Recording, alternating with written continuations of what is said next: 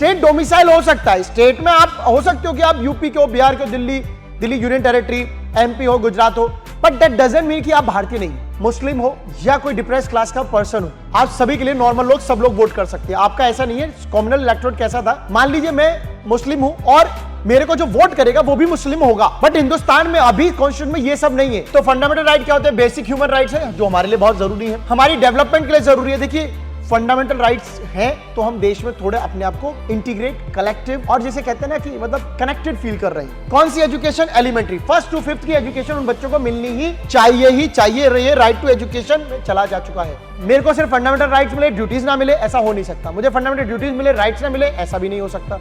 Hi everyone, क्या हाल चाल है आप सभी लोगों के? कैसे हैं आप लोग? आई विश की बहुत फिट होंगे, फाइन होंगे। आज हम एक बहुत ही छोटा और बेसिक चैप्टर करने वाले हैं, नाम है salient features of the Indian constitution. भारतीय संविधान की कुछ बहुत स्पेशल सी बातें आज पढ़ने वाले हैं। उम्मीद है कि आपको अभी तक जितने भी लेक्चर्स कराए गए हैं वो बहुत प्यार से समझ में आ गए होंगे, किसी में ज्यादा परेशानी नहीं रही होगी, क्योंकि हमने बहुत बेसिक तरीके से, बहुत इजीली वे में किया है। कहीं पर अगर आपको रफ्तार तेज लगे किसी बच्चे को, तो ये समझ लीजिए कि वन शॉट है, इसलिए थोड़ा इसको रफ्तार पे रखना पड़ रहा है। मैं चाहता हूं कि उसे कम से कम टाइम में खत्म करके आपके पास पहुंचा दिया जाए। मैं ज्यादा बातें करूंगा, ज्यादा लंबा चैप्टर लेके जाऊंगा तो उसमें आप ही का नुकसान है, क्योंकि फिर वो लगेगा नहीं कि वन शॉट जैसा। वन शॉट का मतलब ये नहीं होता कि मतलब सब कुछ एक साथ है पर 50 घंटों में उसे खत्म कर रहे हैं। वन शॉट मतलब क्रिस्प भी होना चाहिए, थोड़ा फास्ट भी हो जाए तो चलता है। तो इसीलिए मैं आज एक और बेहतरीन चैप्टर लेके आया हूं, नाम है salient features of the Indian constitution. कैसे रहने वाला है, बहुत सारे बच्चे बहुत बारी पूछते हैं और मैं इस बार भी यही बता रहा हूं कि वन शॉट ये पूरा लेक्चर रहने वाला है। इसमें आपके बुक के हिसाब से जो लोग मॉर्निंग स्टार पढ़ते हैं उसके हिसाब से 2 चैप्टर इसमें जो है आते हैं, बट हम लोग जो है सेपरेटली नहीं कर रहे हैं। We are doing in a one shot, एक शॉट में करके खत्म कर देंगे। दोनों को बहुत सिंपल सा है, समझते हैं। सबसे पहले बात करते हैं सिंगल सिटीजनशिप की। तो देखिए इंडियन कॉन्स्टिट्यूशन अमेरिका की तरह नहीं है जहां पर न्यूयॉर्क हो। जैसे कि मैं आपको सबसे पहले ही बता दूं, आप सब लोग शायद आईसीएसई से है तो सीबीएसई से कभी इतना वाकिफ नहीं हुए होंगे। तो हमारे सीबीएसई में बहुत सिंपल सा एक टॉपिक था, coming together and holding together federations. 2 form of federation था, holding together and coming together. तो यहां पे क्या है, यहां पे कमिंग टुगेदर होता है। यहां पे इन सब ने मिलकर अपने आप को सुप्रीम बना के पावर को इंक्रीज किया है, यानी कि न्यूयॉर्क कनाडा बढ़ के America United states of America है, हमारा जो है इंडिया है, सिंपल। तो हमारा संविधान में एक सिंपल सी बात है, हमारा सिंगल सिटीजनशिप होता है। हमारे यहां पर एक ही नागरिकता होती है, हमारे यहाँ पे यूपी बिहार ऐसा कुछ नहीं चलता है। उनके यहाँ न्यूयॉर्क कनाडा ऐसी नागरिकता और अमेरिका की अलग। तो 2 नागरिकता चलती है, हमारे यहाँ सिंगल सिटीजनशिप चलती है, यानी कि यहां पर स्टेट सिटीजनशिप अलग है और अमेरिका की सिटीजनशिप एक अलग है। तो 2 हो गई, अमेरिका और स्टेट जो भी उनका रहेगा वो। हमारे यहाँ पे यूपी बिहार जैसा कुछ नहीं होता, सब कुछ एक ही होता है। हिंदुस्तानी मतलब हिंदुस्तानी होता है, इंडियन सिटीजन होता है और कुछ नहीं होता। स्टेट जैसे न्यूयॉर्क है, न्यूयॉर्क की सिटीजनशिप भी लेनी पड़ेगी और अमेरिका की भी लेनी पड़ेगी। इंडिया में ऐसा नहीं है, यही होता है सिंगल सिटीजनशिप का मतलब। सिंगल सिटीजनशिप क्यों करा हमने? जिससे कि हमारा फ्रेटर्निटी, भाईचारा बना रहे, हम यूनाइट रहे, ताकि हम जो है कभी जिंदगी में टुवार्ड ऑफ सेपरेट टेंडेंसी, मतलब अगर कोई अलग होने की फीलिंग भी रखे कि भाई मैं तो यूपी का हूं, बिहार को, अब हो गए। स्टेट डोमिसाइल हो सकता है, स्टेट में आप हो सकते हो कि आप यूपी के हो, बिहार के हो, दिल्ली यूनियन टेरिटरी, एमपी हो, गुजरात हो, बट दैट डजंट मीन कि आप भारतीय नहीं हो, आप भारतीय भी होगे। भारतीय मतलब भारतीय, ठीक है। सिटीजनशिप अमेंडमेंट एक्ट लाए थे 2003 में, उसमें क्या कहा था, Indian government has granted 2 citizenship दी गई। तो आप सोचेंगे कि सर डुअल सिटीजनशिप मिली है तो इसका मतलब अच्छा सबको नहीं, to all person of PIO, person of Indian origin, जो लोग भारत में पैदा हुए हैं और जो अब भारत से बाहर रहते हैं, and they are migrated to other countries, जो दूसरे देश चले गए। कब?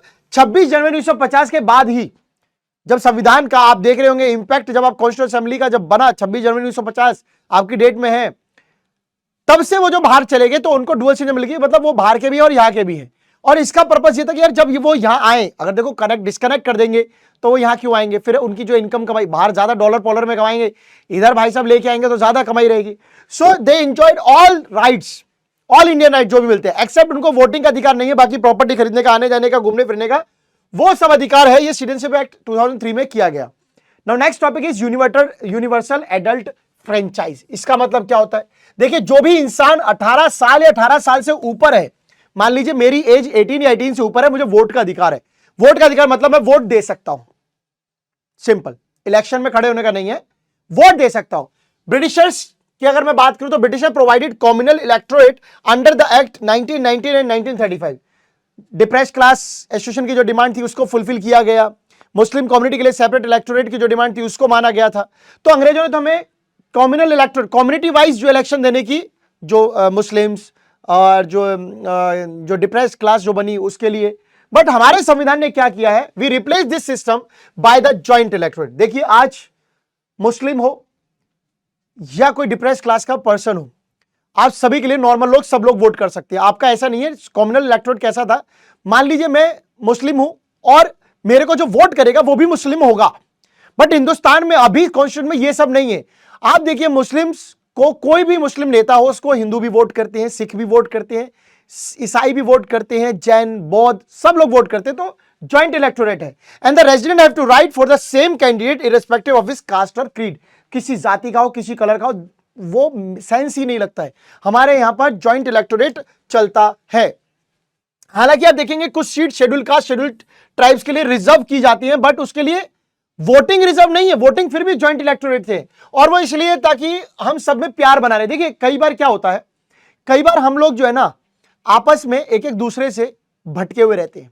हमको लगता है हम इसके नहीं हो सकते हैं, हम अलग हैं, है ना, हम एक दूसरे से अलग हैं। तो हमें जो शेड्यूल कास्ट, शेड्यूल ट्राइब है, जो हमारे ही लोग हैं, कोई बाहर के मुल्क के देश के लोग तो नहीं है, तो उनको अलग फील ना हो, वो हमसे कनेक्ट फील करें, इसके लिए हम लोगों ने उनके लिए कुछ रिजर्वेशन दी है। ऐसे नहीं कि इलेक्शन में रिजर्वेशन आप लोगों ने देखी, आप लोगों ने रिजर्वेशन देखी होगी कॉलेजेस में, इंस्टीट्यूशन में, जॉब्स में, सब में देखिए।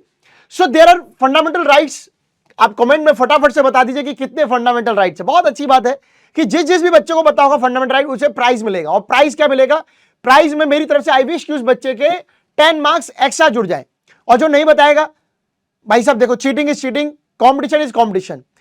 बताओगे 10 मार्क्स ऐसा जुड़ेंगे, कम बताओगे 5 मार्क्स जुड़ेंगे एक्स्ट्रा, बस नहीं बताने पे। तो फंडामेंटल राइट क्या होते हैं, बेसिक ह्यूमन राइट्स है, जो हमारे लिए बहुत जरूरी है, हमारी डेवलपमेंट के लिए जरूरी है। देखिए फंडामेंटल राइट्स हैं तो हम देश में थोड़े अपने आप को इंटीग्रेट, कलेक्टिव, और जैसे कहते हैं ना कि मतलब कनेक्टेड फील कर रहे हैं। कलेक्टिव तो है ही है, कलेक्टिव फील बहुत जरूरी है।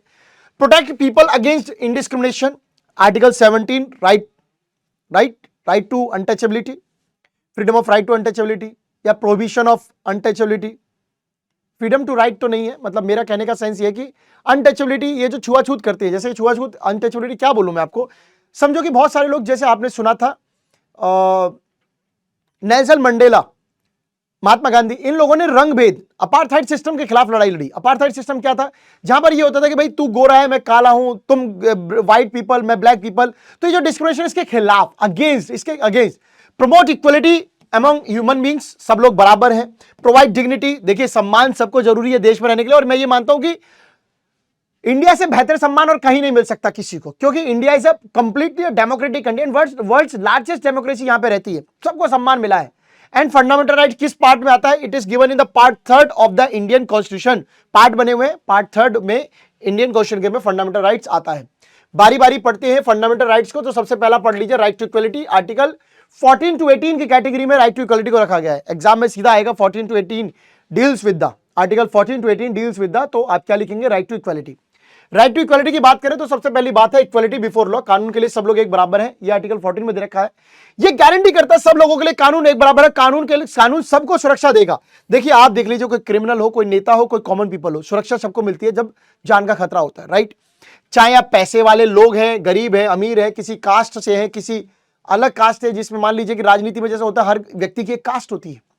अब वो कास्ट के आड़े ऐसा थोड़ी कि आप मेरी कास्ट के आपको सुरक्षा नहीं दिलवाऊंगा। सुरक्षा, आप मेल है, फीमेल है, हिंदू है, मुस्लिम है, सिख है, गोरे हैं, काले हैं, दैट डजंट मेक सेंस, आपको सुरक्षा मिलेगी। आर्टिकल 15 ये कहता है कि आप किसी भी कास्ट के हो, किसी कलर के हो, किसी रीजन के हो, किसी भी चीज से हो, आपको सामाजिक रूप से जो है किसी भी इंसान को किसी होटल पे जाने से, किसी दुकान पे जाने से, किसी कुएं में नहाने से, किसी कुएं से पानी निकालने से, किसी घाट पे नहाने से, किसी भी चीज से रोका नहीं जा सकता। या तो वो पूरी तरीके से आपकी या सरकार के, मतलब आपकी जो भी आपके गांव में है वो सरकार के पैसों से चल रही हो कंप्लीटली, या सरकार ने उसको किसी पार्टीशन हेल्प में स्टार्ट कर रखा हो। मान लीजिए मेरे साथ सरकार, मैंने सरकारी टॉयलेट बनवा ली, उसमें सरकार से मैंने पैसा ले लिया। सरकार ने मान लीजिए मैंने टॉयलेट बनाई, उसको मिले 50,000 रुपए में बनी, वो 30,000 रुपए सरकार से ले लिए, 20,000 रुपए मैंने लगा लिए, तो वो टॉयलेट मेरी कैसे हो गई आप सोचिए। 30,000 तो सरकार के ना। और जब भी काम कोई सरकार का होता है, गवर्नमेंट का होता है, तो वो सबके भले के लिए होता है, यानी कि जनरल पब्लिक के लिए होता है। तो ST SC वीकर सेक्शंस को ये जो है यहां पर थोड़ा सा आप देखेंगे कि थोड़ी सी रिजर्वेशन मिलती है। यहाँ पे रिजर्वेशन ये कि मतलब आप जाएंगे कि अब महिलाएं हैं, कुएं तालाब पे हैं, महिलाओं को पहले जाने दिया जाता है। कोई दुकान है, कोई स्कूल है, कोई बात घाट है, वहां पहले जाने भी देना चाहिए। ये मैं सिर्फ एक्सेप्शन की बात नहीं कर रहा हूं, ये बात है मानवता की भी। आर्टिकल 16 की बात करें, इक्वालिटी ऑफ अपॉर्चुनिटी। कोई भी व्यक्ति सेम कंडीशंस, किसी भी जाति, किसी caste, colour, creed, sex, place of birth, religion, कोई भी हो, सबको जॉब लेने का अधिकार है under the central state government jobs. जो भी सेंट्रल की जॉब्स हैं, यूपीएससी की सेवाएं हैं, स्टेट पीसीएस सेवाएं हैं, स्टेट में कोई पुलिस की सेवाएं हैं, सब में बराबर अधिकार है। हालांकि आपको कुछ रिजर्वेशन देखने को मिलेगा, OBC, ST and SC, again ये वही अपलिफ्टमेंट के लिए रिजर्वेशन दिया गया है। आर्टिकल 17 बोले तो एबोलिशन ऑफ अनटचेबिलिटी। मैंने आपको बताया, आप गोरे में काला, दैट डजंट मेक सेंस यार। Human is human, human being तो ह्यूमन बीइंग होते हैं ना, हम तो इंसान है। हमारा खून अंदर से एक है, फेफड़ा, लीवर, किडनी एक है। तो मैं ये कहता हूं कि ये छुआछूत में रखा ही क्या है। अगर कोई ऐसा इंसान करता है तो उसे सजा मिलती है, चाहे वो नेता क्यों ना हो। Article 18 is abolition of titles. देखिए, अंग्रेजों ने राजा, राय बहादुर, ओबराय, ऐसे मतलब बड़े बड़े टाइटल दिए। उनसे क्या होता है ना कि अब जब पहले बोलते थे कि राय बहादुर साहब आ रहे हैं, तो सामने वाला कहता था मैं तो गरीब हूं, वो बहुत अमीर आदमी है। तो इससे समाज में ना इनइक्वालिटी होती है, अमीर गरीब। कॉन्स्टिट्यूशन ये कहता है कि ऐसे टाइटल को यूज नहीं कर सकते। हालांकि आपके भारत रत्न है, पद्म विभूषण है, पद्मश्री है, पद्म विभूषण है, इनको यूज कर सकते हैं। अब इनको क्यों यूज कर सकते हैं? जब आप बनेंगे कि भाई भारत रत्न मेरे पास है, बंदा पूछेगा कैसे मिला, क्या चीज है ये, वो आपको आपके काम के लिए, स्किल के लिए मिला है, तो उससे बंदा मोटिवेट होगा, तो वो भी ऐसे ही काम करेगा अच्छे समाज में। तो ऐसे टाइटल्स आप यूज कर सकते हैं, बट राय साहब, खान बहादुर, महाराजा, ये सब टाइटल यूज नहीं कर सकते। भारत रत्न, पद्म विभूषण, पद्मश्री, ये सब टाइटल्स आप यूज कर सकते हैं, because they are not covered by this provision. ये इसके अंदर नहीं आते कि आप इनको यूज नहीं कर सकते। अच्छे काम के लिए, अच्छी सर्विस के लिए मिले हैं, लोग मोटिवेट होते हैं ऐसी टाइटल को यूज करने से। बात करते हैं right to freedom. Next stage category है 19 to 22 की कैटेगरी में आता है। इस आर्टिकल में बात करेंगे, आर्टिकल 19 में, तो freedom of speech and expression. आप कुछ भी बोल सकते हैं, अपने कुछ मन में है विचार रख सकते हैं, कहीं पर भी इकट्ठे आप पीसफुली इकट्ठा हो सकते हैं, बट विदाउट हथियार। फ्रीडम टू फॉर्म एसोसिएशन, आप ग्रुप बना सकते हैं। किसान यूनियन बनी हुई है, लेबर यूनियन है, बहुत सारी बनी हुई है। Freedom to move freely throughout the India. अब भारत में देखिए, मैं जम्मू कश्मीर जा सकता हूं, मैं पंजाब जा सकता हूं, मैं चेन्नई जा सकता हूं, मैं कहीं भी जा सकता हूं। Freedom to reside and settle in any part of India, मैं कहीं भी रह सकता हूं, कहीं भी घर बना सकता हूं। एंड सबसे इंपॉर्टेंट जो मुझे लगता है, freedom to profess and propagate any religion, या फिर प्रोफेस एंड ट्रेड और बिजनेस। रिलीजन तो नहीं, आप कोई भी काम धंधा कर सकते हैं। देखिए, मैंने बीकॉम किया, एमकॉम किया, एमए करा, मैं पढ़ा रहा हूं, मैंने किया कॉमर्स और मैं आर्ट्स के सब्जेक्ट पढ़ा रहा हूं, कोई नहीं रोक सकता। मैं कल को एक्टिंग करूंगा, कोई नहीं रोक सकता। मैं काम ना भी करूं, मैं प्लम्बिंग करूं, वाटर सीवेज का कोई काम करूं, तो वो मुझे कोई नहीं रोक सकता। मैं जो चाहूं वो काम कर सकता हूं। सो फ्रीडम ऑफ प्रेस भी इसी कैटेगरी में आती है, आर्टिकल 19 में, क्योंकि उसमें भी लोग कुछ ना कुछ कहते ही हैं, बताते ही हैं। So the constitution restrict the state from enacting laws. सरकार, राज्य जो सरकारें हैं, वो काम क्या नहीं कर सकती, कॉन्स्टिट्यूशन कहता है दैट कुड एंट्रेल या कर्टेल दीज फ्रीडम। देखिए, कोई भी सरकार राज्य की, वो कोई कानून नहीं बना सकती कि जिससे आपके ये फंडामेंटल राइट्स रुके, या ये आपका आर्टिकल 19 रुकता हो। सो इसका मतलब ये नहीं है कि state can not make laws for the public good और प्रोटेक्शन ऑफ इंटरेस्ट और ट्रेड और प्रोफेशन। इसका मतलब ये नहीं है कि आपने राज्य सरकार से सारी पावर खींच ली कि भाई आप तो कोई कानून बना ही नहीं सकते फंडामेंटल राइट के खिलाफ।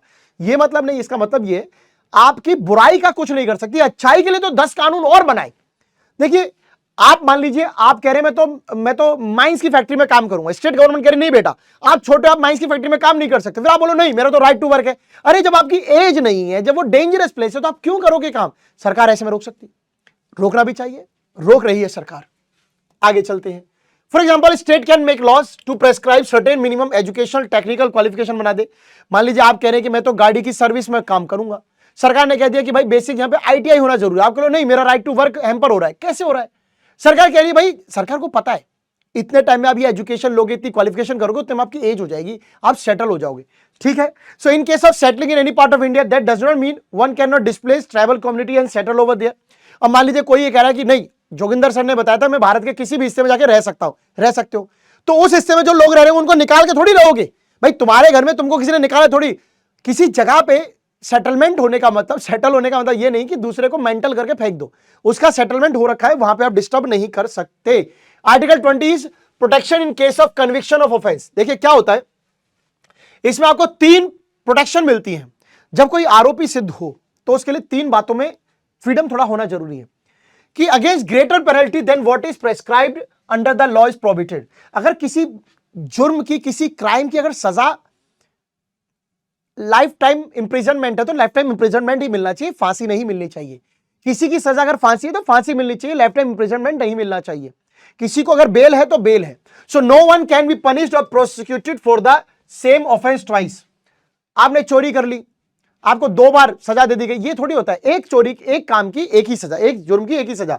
अ person can not be compelled to be witness in the case where he himself is accused of the offence. जज साहब के सामने गए, जज साहब ने पूछा कोई है गवाह, कोई है एविडेंस जो इसके खिलाफ या इसके इसके मतलब सपोर्ट पे गवाह दे सके या बयान दे सके। आप ही खड़े हो गए, सर मैं ही हूं, मैं खुद कहता हूं कि मैंने ये काम नहीं किया। चोर कभी कहता थोड़ी चोरी करिए, तो ये आप नहीं कर सकते। कन्विक्शन ऑफ ऑफेंस में ये है। आर्टिकल 22 क्या कहता है? प्रोटेक्शन ऑफ लाइफ और पर्सनल लिबर्टी। अब ये बहुत जरूरी है। देखिए क्या होता है, हर इंसान की जिंदगी कीमती है। अब पुलिस अगर जबरदस्ती किसी को गिरफ्तार कर ले जाए तो उस व्यक्ति के पास अधिकार होने चाहिए, बताए कि भाई साहब तरीके से क्या मेरी गलती है, क्या मैंने किया, वो पता होना चाहिए। So no person shall be deprived of his life and personal liberty except in accordance with the law. हर इंसान को जीवन की पर्सनल लाइफ एंड लिबर्टी, आजादी है, स्वतंत्रता पूर्वक। पुलिस जाने से कहीं रोक ले, उठा के जेल में बंद कर दे, ये सब नहीं होता है।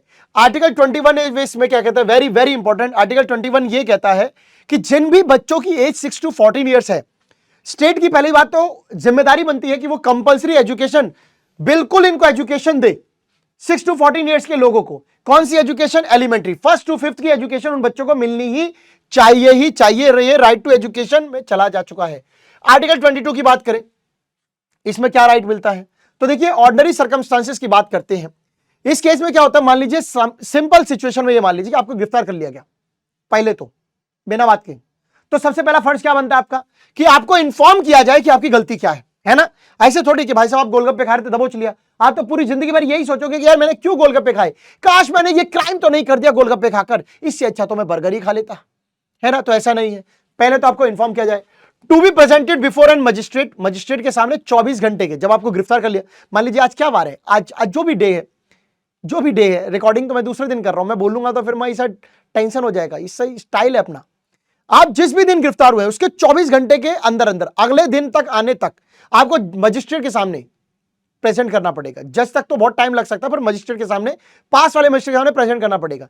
अगर इस 24 घंटे के दौरान कोई छुट्टी आ गई, नेशनल, मान लीजिए गांधी जयंती आ गई, 15 अगस्त आ गया, वो फिर 24 घंटे काउंट नहीं होगा। 24 घंटे मतलब except national holidays and travelling time. अगर आपको कहीं तक ले जाने में, मान लो आपको 24 घंटे लग गए कहीं जज के पास ले जाने में, आप तो 24 घंटे खत्म होते कह दोगे छोड़ दो बस खत्म, जज के पास आए, नहीं छूट गया, नहीं, travelling time and national holidays को एक्सेप्ट करके। Right to consult a lawyer, आप सभी को एक वकील होने का पूरा अधिकार है। संविधान कहता है कि सबको वकील मिलना चाहिए, क्योंकि हर व्यक्ति को अपनी दलीलें रखने का अधिकार है, तो इसलिए होना चाहिए। नेक्स्ट इज प्रिवेंटिव डिटेंशन, वो हो गया ऑर्डिनरी केस में। प्रिवेंटिव डिटेंशन क्या है? प्रिवेंटिव मतलब रोकना, डिटेंशन मतलब गिरफ्तार कर लेंगे अगर कुछ भी, अगर आपको लग रहा है कुछ भी। Person is detained under preventive detention, he can kept in a custody for a period of 3 months without trial. बिना किसी ट्रायल के आपको पेश किए, बिना किसी ट्रायल के आपको 3 महीने के लिए बंद करके रखा जा सकता है, अगर आपके पास जो है कुछ कंडीशंस, जैसे मान लो कि आप कोई क्राइम करने वाले हो, ऐसी कुछ कंडीशन लग रही है, पुलिस को गिरफ्तार कर लेगी आपको। तो इसका मतलब ये नहीं है कि आप दोषी हो, बस आपको प्रिकॉशनरी मेजर के तहत अरेस्ट कर लिया गया ताकि वो क्राइम ना करो। 3 महीने बाद इट कैन बी एक्सटेंडेड किया जा सकता है बाय एन एडवाइजरी बोर्ड, जिसको लगता हो कि नहीं भाई ये बंदा जुर्म कर सकता है, इसको रोक के रखो, जिसमें जज होते हैं हाई कोर्ट के, वही फैसला लेते हैं कि रोके या ना रोके। So ground of detention have to be specified and the detention inform of this ground. तो इसमें भी वो कंडीशन है, गिरफ्तार करने का रीजन और जुर्म बता दिया जाता है। एंड जिसको गिरफ्तार किया गया, detainee also has the right to make representation against the detention order. तो आपको गिरफ्तार के खिलाफ जो अपना अधिकार रख सकते हो कि भाई मुझे क्यों गिरफ्तार किया गया है, क्या सब है, मुझे प्रेजेंट किया जाए, वो सब आप रख सकते हो। Right against exploitation, article 23 and 24। Article 23 ये कहता है कि जो भी इंसान किसी का गुलामी रूप से काम कराया जा रहा है, भीख मांग के काम कराया जा रहा है, किसी को जबरदस्ती काम कराया जा रहा है पर पैसे नहीं दिए जा रहे हैं, जबरदस्ती फोर्स लेबर कराया जा रहा है, ये सब मना है। आपको ना ही ह्यूमन ट्रैफिकिंग, इंसान को बेचने का जो देह व्यापार होता है, वो सब आप नहीं कर सकते। Know buying and selling of human beings. Article 24 ये कहता है अगर किसी भी बच्चे की एज जो है 14 एज से कम है, 14 ईयर से कम है, तो वो कहीं भी हैजार्डस इंडस्ट्रीज, फैक्ट्रीज और माइंस में काम नहीं कर सकता।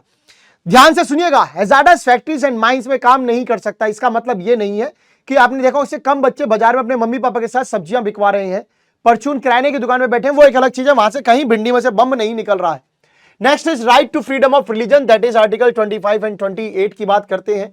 आर्टिकल 25 ये कहता है कि इंसान जो भी हो भारत में, सबको अधिकार है अपने हिसाब से अपने धर्म का, जो भी उसको पसंद है, चाहे वो हिंदू है, वो किसी और धर्म को प्रचार करता है, मानता है, प्रोफेस, प्रैक्टिस एंड प्रोपगेट, उस पर पूजा पाठ करता है, उसको अपनाता है, उसके बारे में बात करता है, उसके बारे में फॉलो करता है, गुरुद्वारे जाता है, मंदिर जाता है, मस्जिद जाता है, कर सकता है। आर्टिकल 26 क्या कहता है? Freedom to manage religious affairs, जितने भी धार्मिक मामले हैं सबको आजादी है, सब अपने अपने हिसाब से कर सकते हैं। तो ये आपके लिखे हुए हैं कि right to establish and maintain institution for religious charitable purpose, own affairs, right to acquire movable immovable property, है ना, एंड राइट टू इन्वेस्ट। मैं ये कहूंगा इसको ना भी याद करें, ये मैंने एक्स्ट्रा में आपके लिए लगा दिया है। इस पोर्शन को अगर छोड़ भी दें कोई दिक्कत नहीं, बट आप सिंपल, ये आपके पास सिलेबस में आएगा। आर्टिकल 26 डील्स विद, तो freedom to manage religious affairs, अपने धार्मिक मामलों को मैनेज करने की आजादी आपको है। आर्टिकल 27 की बात करें तो freedom from taxation promotion of any religion, देखिए आप अपने धर्म को कितना भी प्रचार कीजिए, प्रमोट कीजिए, अगर उसके लिए कोई टैक्स पैसा दे रहे हैं तो वो एक अलग चीज पड़ती है, उसके लिए मैं समझा देता हूं। आर्टिकल 27 ये कहता है किसी भी पर्सन को फोर्सफुली नहीं कह सकते कि इस धर्म को हमें फैलाना है, इस धर्म के लिए मंदिर बनाना है, इसके लिए पैसा दीजिए, ये नहीं है। इसका मतलब यह है कि state should not spend public money collected by way of tax for the promotion of maintenance of particular religion. सरकार हमसे टैक्स लेती है, सरकार अगर किसी पर्टिकुलर धर्म के पीछे पड़ गई है कि इसको प्रचार, इसके मंदिर बनाओ या इसका मस्जिद बनाओ, गुरुद्वारा, नहीं, स्टेट के लिए सब लोग एक बराबर है, तो आप किसी को फोर्स नहीं कर सकते किसी रिलीजन को प्रमोशन करने में, समझ गए। Freedom from attending religious instruction, अब यहां पे क्या आजादी है? आर्टिकल 28 ये कहता है कोई भी धार्मिक संस्थान shall be provide in educational institution Holi maintain out of state funds, ठीक है। सरकार के पैसे से कोई भी मंदिर में, मस्जिद में, गुरुद्वारे में कहीं कोई पढ़ाई चल रही है तो वहां जाके आप लोगों को ये नहीं कह सकते कि आप इस धर्म को पालन कीजिए। जब जब सरकार का इन्वॉल्वमेंट होगा तो इक्वालिटी की बात होगी। हाउएवर ये provision shall not be applied to an education institution admission by the state but established under endowment और trust requiring imparting of religious instruction in such institution. क्या मतलब है इसका? इसका मतलब होता है, मान लीजिए किसी ट्रस्ट ने, मेरे दोस्तों के पापा ने, हम सब ने पैसा देके एक कॉलेज बनवा लिया है। अब वो कॉलेज में जो नियम कायदे कानून होंगे, ऐसे बहुत सारे कॉलेज हैं, प्राइवेट कॉलेज, रूल रेगुलेशन तो गवर्नमेंट के होते हैं, बट उसमें प्रिंसिपल हो गया, उसमें पढ़ाई होगी, क्या करवाना है, क्या नहीं करवाना है, किन का एडमिशन होगा, किन का नहीं होगा, वो सब प्राइवेटली तय होता है, वो सब प्राइवेटली तय। एडमिशन जरूर कराओ बट एस्टैब्लिश किसके थ्रू हुआ है? एंडोमेंट, तो वहां ये पॉसिबल है। कल्चरल एंड एजुकेशनल राइट्स की बात करें, आर्टिकल 29 एंड 30। आर्टिकल 29 की बात करें तो कोई भी समाज का हिस्सा या पूरा समाज जो, उसको राइट है कि वो अपनी भाषा को बोल सकता है। जैसे मान लीजिए मेरी एक भाषा है और हमारे में भाषा बोली जा रही है, ठीक है भाई, क्या हो रहा है भाई, क्या हो रहा है भाई, तो हम बोल सकते हैं, हम अपनी लैंग्वेज, लोकल कल्चर, अपने पहन सहन, मैं धोती कुर्ता पहनता हूं, मैं पहन सकता हूं, तो वो मेरा अधिकार है, मैं उसको प्रोटेक्ट कर सकता हूं। So no citizen shall be denied admission, किसी भी इंसान को इस बेस पे एडमिशन करने से मना नहीं किया जा सकता किसी भी एजुकेशन इंस्टीट्यूशन में कि जो मेंटेन बाय द स्टेट और receiving aid out of the state fund, सरकार के पैसों से, सरकार की मदद से चल रहा हो। और उसमें जाओ आप तो ये कहते हो भाई ये तो हरियाणा का है, भाई हरियाणा के लोग ही यहाँ पे एडमिशन लेंगे, या यूपी का है तो यूपी के लोग ही एडमिशन लेंगे, चलो पंडित का स्कूल है तो पंडित एडमिशन लेंगे, या जिस भी कम्युनिटी, जाट, गुजर, यादव, जो भी कम्युनिटी है उसके, ऐसा नहीं होता है। तो आप किसी भी race, caste, colour, religion, community को आपको एडमिशन मिलेगा। आर्टिकल 30 क्या कहता है?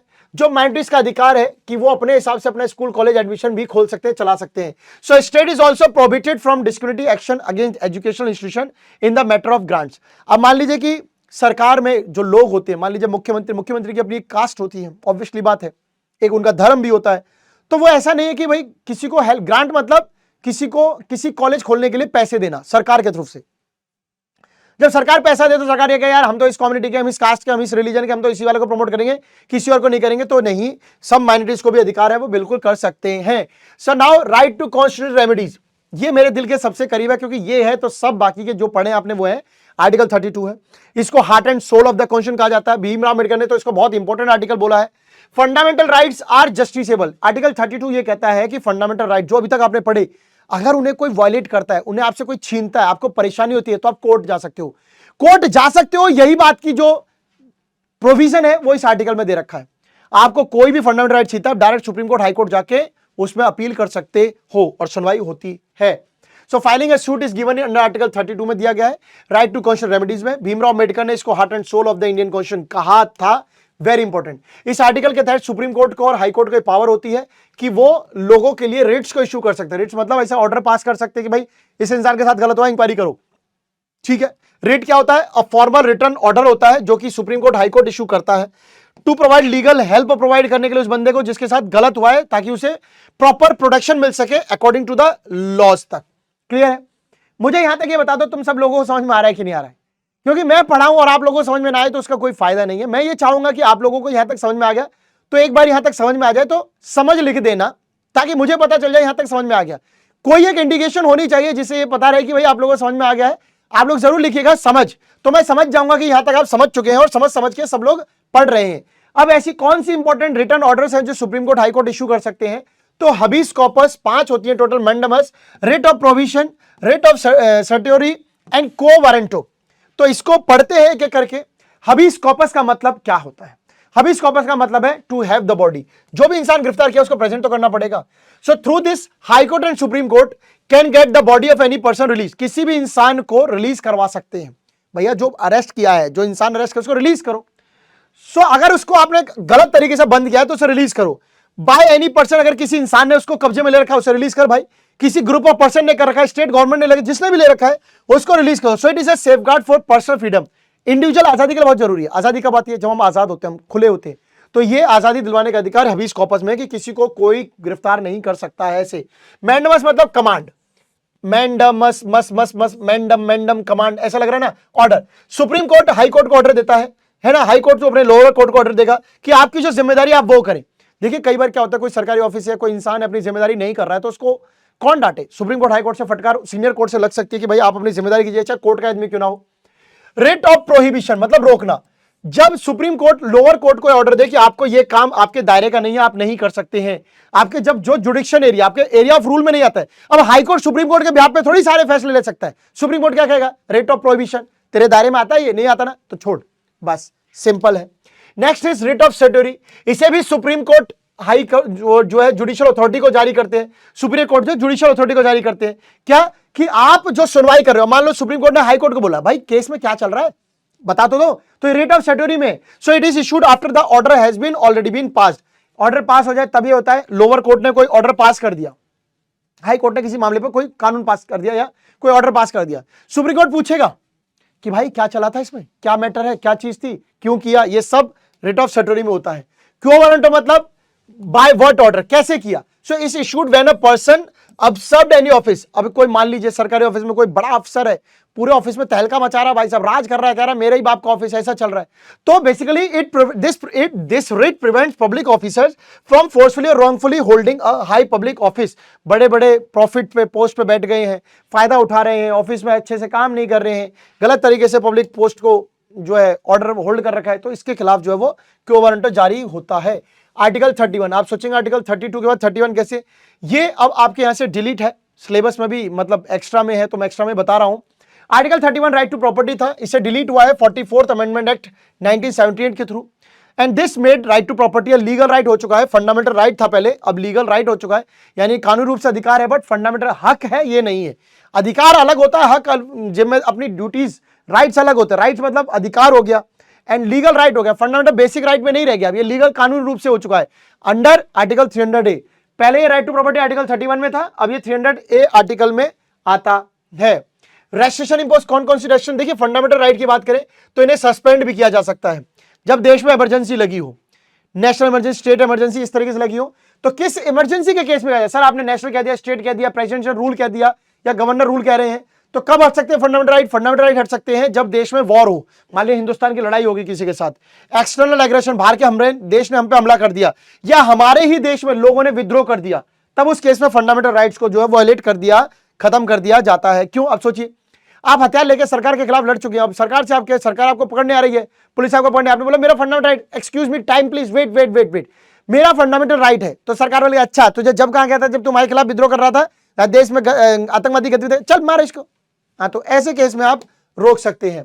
सो दूसरा क्या है, पार्लियामेंट के पास ये पावर होती है कि वो फंडामेंटल राइट को मॉडिफाई कर सकते हैं, यानी कि members of arm forces, police force और इंटेलिजेंस ऑर्गेनाइजेशन, ताकि proper discharge of their duties. देखिए पुलिस को पता चला कि कहीं पर हमला होने वाला आतंकवादी रहते हैं, पुलिस वहां पहुंच गई, आतंकवादी मान लीजिए फंडामेंटल राइट में पता चल गया, वो कहते नहीं नहीं नहीं नहीं, एक minute, wait wait wait, Bharat में फंडामेंटल राइट है, बोले हैं तुम हमको ऐसे गिरफ्तार नहीं कर सकते, पहले हमको सूचना दो। पुलिस ऐसे में क्या है, पार्लियामेंट को पता है कि यार वो देश के लिए खतरा है, तो ऐसे केस में ऐसे फंडामेंटल राइट को रोक दो। Police, arm force, NIA, CBI ये सब कर सकते हैं। Some laws which restrict the use of fundamental rights, maintenance of internal security act, एक एक्ट मान लीजिए जैसे मान लीजिए maintenance of internal security act, देश में शांति बनाए रखनी है, डिफेंस ऑफ इंडिया रूल्स है, प्रिवेंटिव डिटेंशन एक्ट है, एनएसए है, नेशनल सिक्योरिटी एक्ट है, ये वो सारे एक्ट और कानून है जहां पर आपकी नहीं चलती बेटा, ये बहुत बड़े कानून है। किसी को अगर सरकार इनके हिसाब से चलकर आ रही है तो बिल्कुल आपके फंडामेंटल राइट्स को रोका जाएगा, क्योंकि देश की सुरक्षा बहुत जरूरी है एक इंडिविजुअल की सुरक्षा से। बात करते हैं नेक्स्ट टॉपिक की, फंडामेंटल ड्यूटीज की। देखिए ड्यूटीज और राइट्स दोनों एक साथ ही चलते हैं। मैं अगर ये कहूं कि मेरी सिर्फ इतनी सी जिम्मेदारी है कि मुझे खाने पीने को मिलता रहे, मैं मान लीजिए मैं अपने किसी ऑफिस में काम करता हूं तो मुझे तनख्वाह भी मिलती है। देखिए राइट्स एंड ड्यूटीज दोनों साथ साथ चलती है। मेरे को सिर्फ फंडामेंटल राइट्स मिले ड्यूटीज ना मिले ऐसा हो नहीं सकता, मुझे फंडामेंटल ड्यूटीज मिले राइट्स ना मिले ऐसा भी नहीं हो सकता। So there can be no rights in a society where there are no duties. जहां ड्यूटी नहीं है वहां राइट्स नहीं है, जहां राइट्स नहीं है वहां ड्यूटी नहीं है। For example, if we have a right to life, अगर हमें जीवन जीने का अधिकार है तो हमारी ये जिम्मेदारी बनती है कि हम और लोगों की जिंदगी का भी इज्जत करें। मतलब अगर हमारी जिंदगी है तो हम दूसरों को मार न डालें, यह भी हमारा अधिकार है। बात करें फंडामेंटल ड्यूटीज राइट कहां से ऐड हुई, 42nd अमेंडमेंट एक्ट 1976 में इसको फंडामेंटल ड्यूटीज को जो ऐड किया गया। कौन से पार्ट में, पार्ट 4 में। थर्ड में क्या था, कमेंट सेक्शन में एवरीवन एक बार फटाफट से बता दीजिए कि सर थर्ड पार्ट में जो है ये चीज थी। आर्टिकल 51 में state that the 10 duties of a citizen, तो कितनी ड्यूटीज हैं टोटल हमारी फंडामेंटल ड्यूटीज, 10 है। कौन से पार्ट में है, पार्ट 4 में है। कौन से नंबर पे है, 42nd अमेंडमेंट 1976। आर्टिकल नंबर क्या है, 51A है। आर्टिकल क्या है, 51A है। तो ये आपकी ड्यूटीज हैं, आप देख सकते हैं, आपको ये पता होनी चाहिए। मैं यहाँ पे पूरी लिस्ट आपके सामने लगा दें, हालांकि पेपर में बहुत कम चांस होता है बट फिर भी आप एक नजर इसको देख सकते हैं। ठीक है, टोटल कितना है ये बाद में आपको 11 दिख रही है, एक 11 के 10 आपको दिख रही है, 11 के टोटल हो चुकी है, बाद में एक जोड़ी थी। ठीक है, फंडामेंटल ड्यूटीज की इंपॉर्टेंस क्या है ये आपके सामने मैंने बता दिया है कि to make the citizen aware of their social and obligation, नैतिक और सामाजिक रूप से और आर्थिक रूप से क्या जिम्मेदारी वो है। टू वॉर्न देम, कौन सा उनको काम करना है देश के हित में, कौन सा नहीं करना है ये।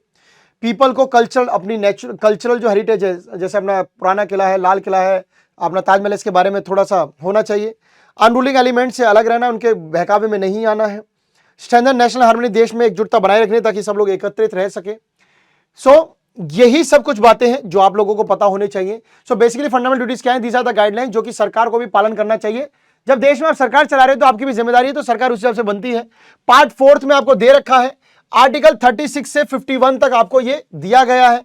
इन्हें डायरेक्टिव प्रिंसिपल इसलिए कहते हैं बिकॉज गवर्नमेंट को भी जब लॉ बनाती है तो कुछ डायरेक्शन होती है। देखिए कानून बनाने की दिशा होती है कि ऐसा कानून बनाना है, ऐसा नहीं बनाना है, ये डायरेक्शन डायरेक्टिव प्रिंसिपल्स में दे रखी है।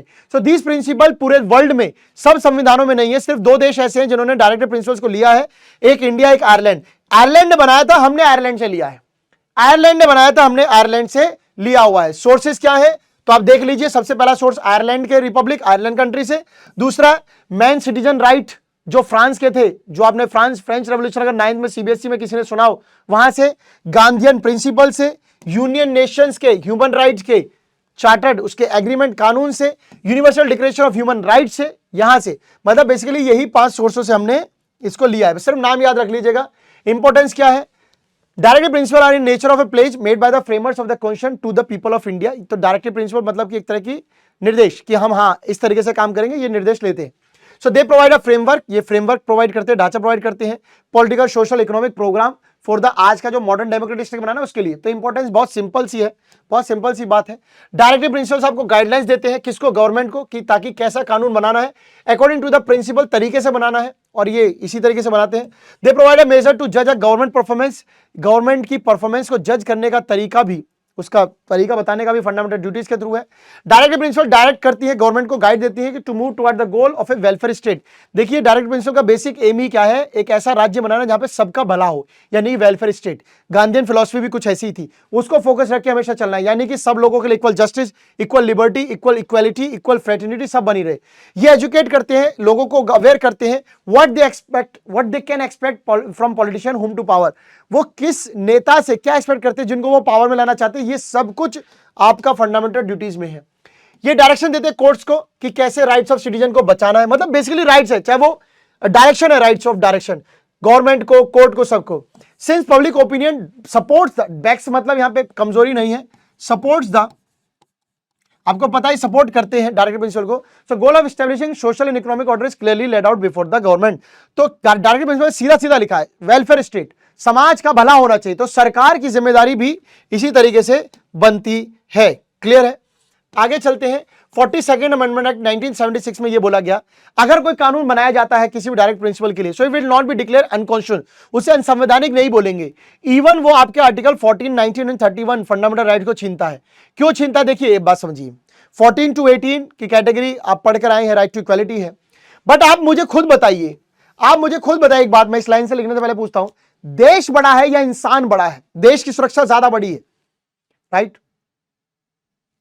Right? Because the welfare of the people as a whole is paramount importance over that an individual. पूरे समाज का भला, पूरे देश का भला ज्यादा जरूरी है, मतलब सब लोगों का भला होगा तो देश का भला होगा, वो ज्यादा जरूरी है एक की बजाय। इसीलिए आप इन मतलब आर्टिकल्स को अवॉइड कर सकते हैं। However the directive principle are not enforceable by any court of law in the country. सुनिएगा, डायरेक्टिव प्रिंसिपल्स को जबरदस्ती लागू नहीं किया जा सकता, या फिर अगर इनको एनफोर्सेबल, मतलब अगर आपको इस टर्म में ना समझे, इस टर्म में समझे कि अगर आपके डायरेक्टिव प्रिंसिपल, सरकार मान लीजिए आपके हिसाब से कुछ नहीं कर पाई, कानून में कुछ गड़बड़ी हो गई, तो आप कोर्ट नहीं जा पाएंगे, कोर्ट जाके प्रेशराइज नहीं करा पाएंगे सरकार को, बट फंडामेंटल राइट्स में आप करा सकते हैं। सो इसका मतलब यह है citizens can not move the court, citizens court नहीं जा सकते अगर गवर्नमेंट जो है इन डायरेक्टिव प्रिंसिपल्स को एप्लीकेबल नहीं करती है। बट मोरल ग्राउंड्स पर सरकार को ये करना चाहिए, और उम्मीद हम ये करते हैं कि सरकार इस तरीके से करती है। वेलफेयर स्टेट क्या होता है? क्या बात है सर, बार बार वेलफेयर स्टेट। वेलफेयर स्टेट वो स्टेट होता है जहां पे सब लोगों को मैक्सिमम खुशी हो, ज्यादा से ज्यादा लोग खुश रहते हो। कॉन्स्टिट्यूशन इंडिया में वेलफेयर स्टेट की बात की गई है। वेलफेयर स्टेट जो स्पेसिफिकली कहीं मेंशन नहीं, बट हमारी पॉलिसीज, हमारे डायरेक्टिव प्रिंसिपल्स यही कहते हैं कि हमें यही करना है। सोशल इक्वलिटी जस्टिस की बात करें तो देखिए, right to education act compulsory सभी बच्चों के लिए 6 to 14 के लिए, ये डायरेक्शन ही तो है अच्छी एजुकेशन देने के लिए, तो इसमें कोई गलत नहीं है। हालांकि आप देखेंगे सभी में आपको प्राइवेट स्कूल में, सरकारी स्कूल में तो यह है, प्राइवेट स्कूल में 25% सीट रिजर्व कर दी जाती है इकोनॉमिकली वीकर सेक्शन के लिए, जो लोग आर्थिक रूप से गरीब हैं। तो उसके लिए क्या शर्त होनी चाहिए वो मैं बताऊंगा। स्पेशल स्कॉलरशिप भी दी जाती है social and economically weaker section के लिए। यहां पर जॉब्स में भी रिजर्वेशन दिया जाता है, कॉलेजेस में रिजर्वेशन दिया जाता है एसटी एससी के लिए, ये भी आप जानते हैं। अनटचेबिलिटी को एक ऑफेंस माना गया है, छुआछूत आप कर नहीं सकते, सजा मिल सकती है।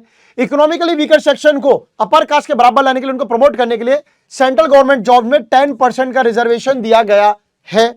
Provision was introduced by the constitution 103rd amendment number से यह ऐड हुआ था। और ये किसको मिलता है भाई साहब? ताकि एजुकेशन इकोनॉमिकली आपको प्रमोट किया जा सके। किसको मिलता है? जिनकी इनकम 8 लाख रुपए से कम है, जिनके पापा की या जिनके पास 5 एकड़ से जमीन कम है, और जिनके पास हजार मतलब 1000 या 1000 स्क्वायर फीट से घर कम होता है। Directive principles and fundamental right देख सकते हैं, ये पार्ट 4 में है, ये पार्ट 3 में है, ये नॉन जस्टिसेबल है, ये जस्टिसेबल है।